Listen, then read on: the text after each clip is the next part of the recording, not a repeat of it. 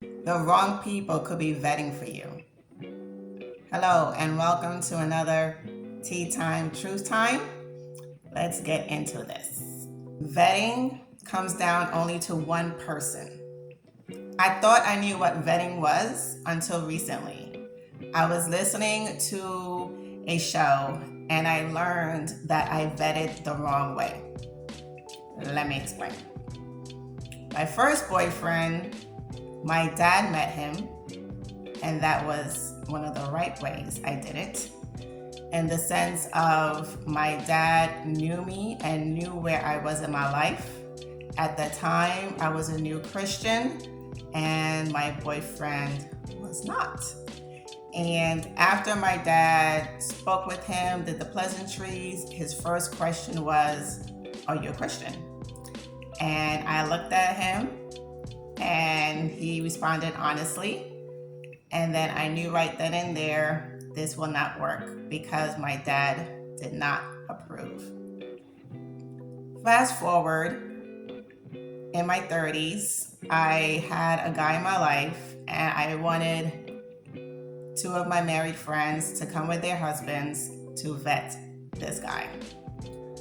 And this was the wrong way to vet a person.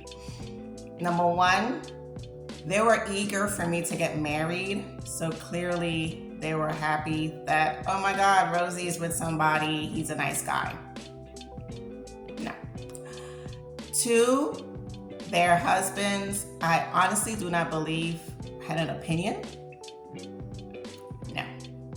And then three, I had my female friends vet a man. No. I learned recently the proper way to vet a person. Number one is to make sure a man vets a man and a female vets a female. Number one. Number two, the person who's doing the vetting should make sure they know you personally and know your quirks, know your positives and your uglies, and then see if that other person is capable of loving all of you, the good, the bad, the ugly. And then number three, the most important part of vetting is the person who's receiving the vetting, which is you. I know for me, I used to vet for people. They'll ask me, what did I think? And it did not go well. In the sense of, I had people stop talking to me. They said I didn't know what I was talking about. And I honestly believe God gave me the spirit of discernment. Discernment is when you can see beyond the surface and see the spirit and the soul of that person. And you can see into the future of what that person is all about. And I had an instance where I did that and the person did not speak to me for a year. So I learned you could vet all you want, but in the end of the day, it comes to the person who is hearing the vetting. So always ask questions. Two main questions to ask. One, do you want to hear what I have to say? If they say yes, the second question is, will you be okay with the information I share with you, and will you be doing something with that? If they're not, don't waste my time, right? Because at the end of the day, vetting is for your protection, and vetting is mainly because I care about you, I love you, and I'm seeing things that you're not seeing because you're blind. You're in love. What do you see?